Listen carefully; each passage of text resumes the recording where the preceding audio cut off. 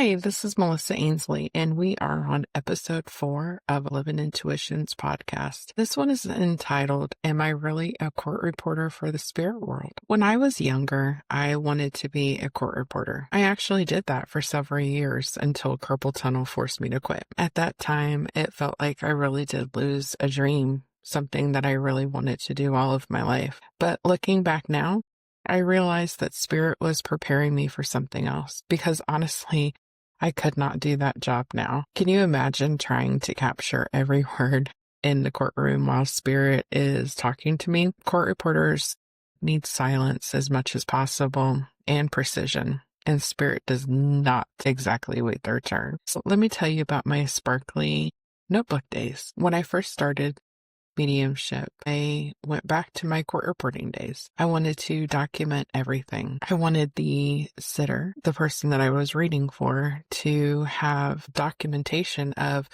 everything that I was getting. I wanted them to know what Spirit was saying, and then for them not to have to take notes. I wanted for them to have a great experience and just to sit there and listen to what Spirit had to say for them. I was used to documenting everything, so why not just do that?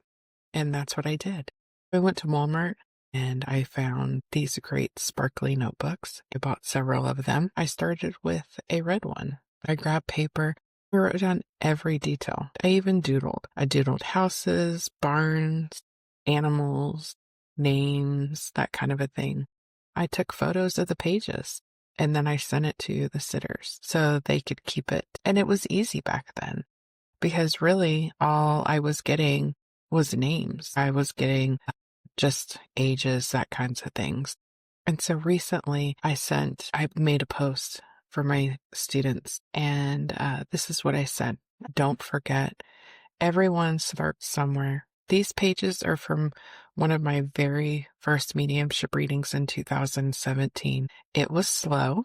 I wrote everything down as I got it. Even when it didn't make sense, I gave it anyway. This was all from one reading. And I'm not afraid to show this to you because on that day, this was great success. The reason I can help others now is because this is where I started, and I worked through every reading to get to where I am. And now I hope others trust their gift because I had to do the same. And here's exactly what I wrote that day. Male, he's to 40s. He's a dad, but life of the party. Brian, I finally got through. C-A-T, cat, or K-A-T, cat. And then yes, flippo, basketball, plus baseball, volleyball, sports. Winter, a drawing of a house, barn, animals, farm, moo. Take care of them. Food bowls, don't let them starve. House, yellow house. Stairs, black stairs. Record player, kid, enjoyed that. Sitting in his pajamas listening to his record player. Karen, mom. Kitchen, oranges, whites, yellows. A sketch of a table, maybe a light green. Cat, C-A-T, tell her I love her. I'm sorry. Died too soon. M-I, and it's circled. He arranged all of this. Grandpa's here. He wants to talk to you. I'm not a good communicator. And then I finished with that post to my students, and it says, you're not behind. You're just starting. And when you trust your gift, it builds. Looking back at that post and looking back at this notebook and where I first started back in 2017, that's quite a lot of information. And I got a lot of names back then. I don't really get a lot of names now. And there's a lot of details in there. I was so proud of myself back then. But now there's no way that I could write all of that because Spirit talks way too fast. Back then, those readings were amazing for where I was. And today, my readings look different because success is all about your perspective. I practiced. I was not afraid to be wrong, and that equaled my growth. There were very lonely years because here we are in 2025, and you could type up at any time right now, mediumship groups, practice groups, psychic, and you can find a group right now. You could go in and find hundreds, thousands of people and you will find your people. But back in 2017, I did not have people. I may have found one or two, but there was nowhere like it is now. And I have students coming to me now in 2025 who are still afraid, who still lack confidence, and I give them that safe space. And why is that? Because I did not have that safe space back then, but I was not afraid to go out and practice. And what did that look like? When I first came out and said, I have this gift, I posted it on my Facebook page. There were several people who unfriended me, but there were a lot of people who said, I'd love to practice for you. And so I would work my full-time job, and then I would do readings at night. That is how I became good at what I did. And it went back to my court stenography days. You cannot become a court stenographer without practicing. And I became one of the top of my class because I practiced. And it didn't hurt that it was at the time of the OJ trial. And I remember my daytime job was being a nanny. I remember I was able to just go in and watch the trial and sit and practice. This gift, you need practice. And this is what we give for the students. We give practice in a safe setting with sitters who know that they're practicing, they're training. But what we also offer is my help. And I'm in the background. I have my camera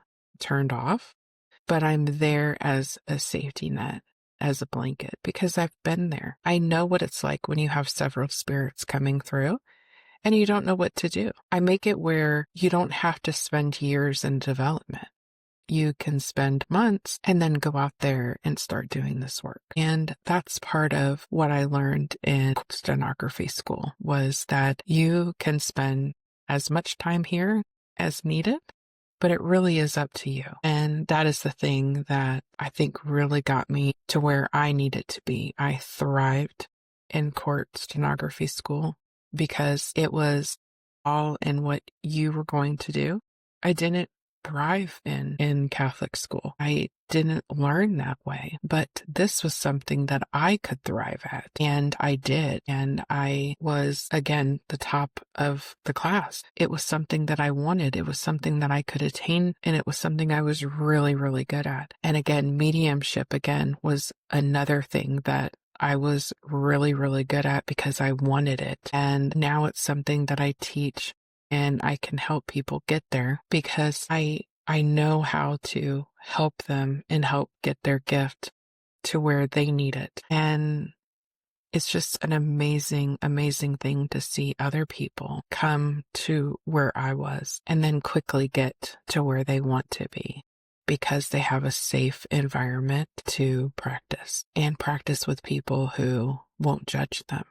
And that's the biggest thing about this gift, is having people not judge you, because it is such a beautiful, beautiful gift. But it can be scary and isolating, but you really do have to keep going.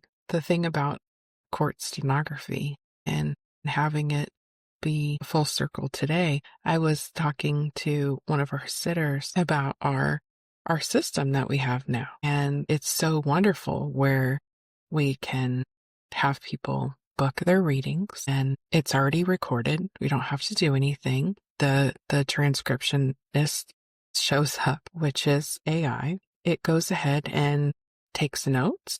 It transcribes it and records it. And by the time that I'm off the call, it's already taken care of. So it's basically my own little court stenographer, and it's just full circle. Like, how did I become the one that is basically doing court stenography for spirit? I am telling their words, but I'm not using typing to do that, but I am saying what spirit is saying. And it's just so funny. I thought about it the other day. I basically am doing what I wanted to do, but in a different capacity. And someone else is doing the transcription, which was the hardest part.